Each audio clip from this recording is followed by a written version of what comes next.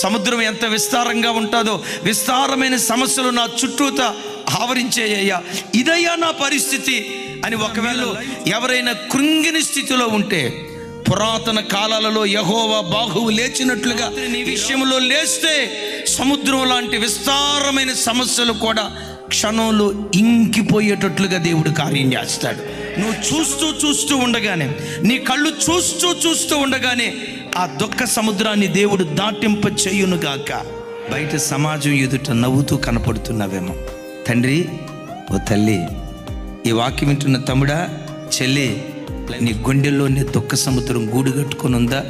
యేసు నామం పేరిట రాగల నెలలో దుఃఖ సముద్రాన్ని దేవుడు దాటించబోతున్నాడు. దుఃఖము నిట్టూర్పు ఎగిరిపోయేటట్లుగా దేవుడు కార్యం చేయబోతున్నాడు.